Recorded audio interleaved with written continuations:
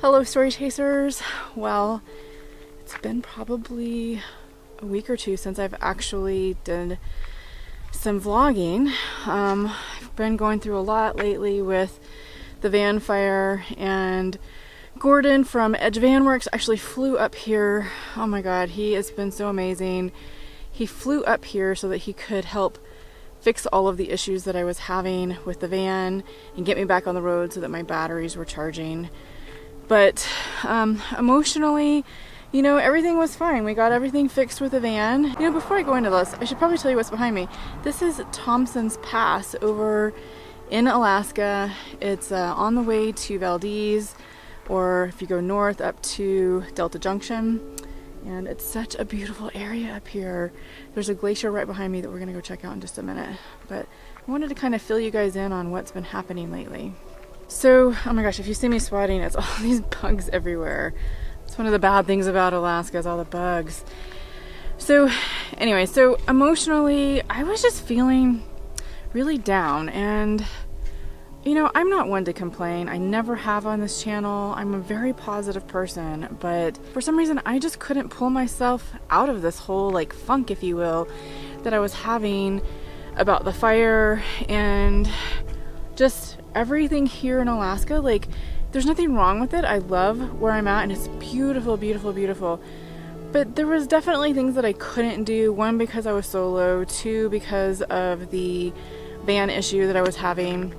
So it forced me to stay in Anchorage for almost another week. I'd already been in Anchorage for a week before, and quite frankly, it's not my favorite place. There's just more beautiful places around here. And I'm gonna go into, bugs.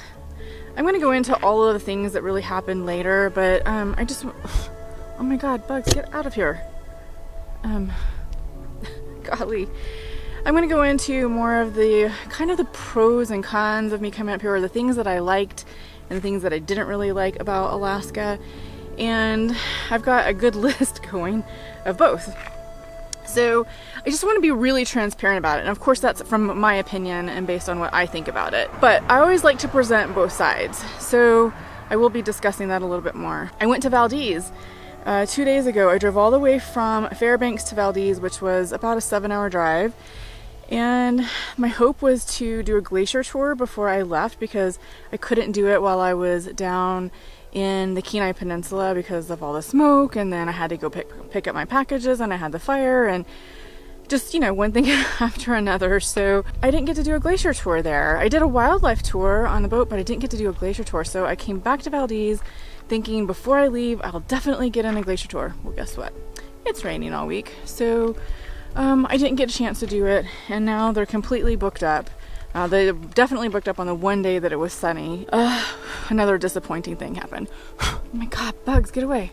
I'm going to leave Alaska now. I'm on my way to Tok, Alaska, and then that's about, I think, a 6-hour drive, maybe. I'm not going the Tok cutoff, which is what I did before. I'm gonna actually go around it instead, because the Tok cutoff was horrendous. It actually is about the same amount of time, maybe 30 minutes more to go around rather than take the Tok cutoff. Mileage wise, it's better to go Tok cutoff, but time wise it's not. So I'm gonna go around it. And then I might actually get to Whitehorse tonight. So I say all of this to tell you guys, I wouldn't, oh my god, these bugs, sorry. I wouldn't usually be driving this much in one day. I either need to stay in Tok or I need to stay in Whitehorse, which is my goal, is to stay in Whitehorse tonight. But from here it's about a 14-hour drive. It's a long drive for one day. I've done it once before when I first got here, but it's a very long drive. The reason is just this last week there was 3 people murdered on the Alaska highway, and they still have not caught that guy. So I am not going to boondock anywhere until those people are caught. I'm not ever afraid to boondock, but this one has got me a little disturbed, and so I don't have any, you know, real way of protecting myself. They apparently have a gun or a shotgun or something, and I don't have anything to defend myself like that. So I'm gonna stay in populated areas so that I just have peace of mind. I think the last I heard that they might be in Saskatchewan, which is east of Alberta, and if that's the case, then you know, they're nowhere near the Alaska highway, and they've probably fled that whole scene anyways, because why would they stay in a place where they murdered 3 people? But you never know people's minds, so I'm not gonna boondock. I'm actually gonna stay in a more populated area, so that's what we're doing today. And I'll get through all of this. It's just a matter of time. I'm just ready to head back to the States now after everything that has happened, and I'm a little disappointed in, you know, what I've experienced here, so I think it's just time to go back.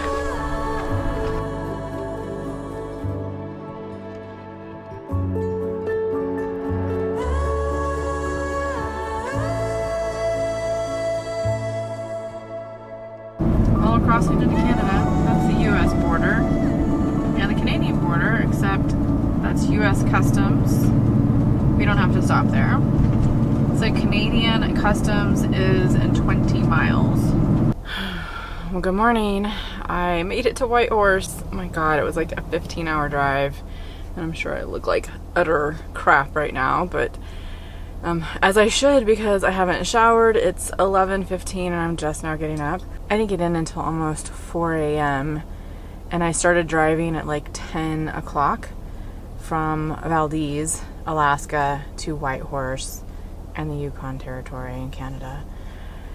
It was exhausting and grueling, and I'll probably never do that again. It's very rare that I ever do that, but I didn't want to stay off the side of the road because of the issue they were having with the 2 teenagers who murdered those 3 people on Alaska highway, and I wanted to stay close to towns and stuff, so that's what I'm doing. They still haven't caught those guys. I talked to the Canada border agent and he says they haven't caught them, but they believe that they're in the Saskatchewan area, which is the same news that we had yesterday. So I just want to be careful. There was a ton of people that were staying off the side of the road last night as I was going by, and I probably still could have done that, but I just wanted to get to Whitehorse so that I didn't have to travel today and that I could just relax, and I need to get my video out. So that's what I'm doing right now. I'm headed to Starbucks.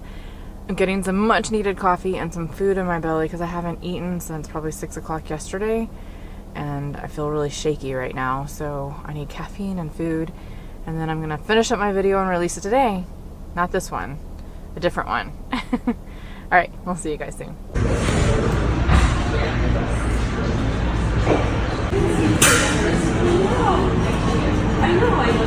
Well, this is definitely not my RV. I'm actually in a co-working space, if you can see out here. I'm in Whitehorse in the Yukon Territory in Canada. I'm on my way back down from Alaska, and the internet was not working very well here, and I needed to do my live video call for my students on the Nomad Mentorship Bootcamp course that I'm doing. So I actually had some guest speakers on today from campaddict.com, Kelly and Marshall. And anyways, I needed really good internet. So my first option was to get a hotel room. I could at least get a shower then, right?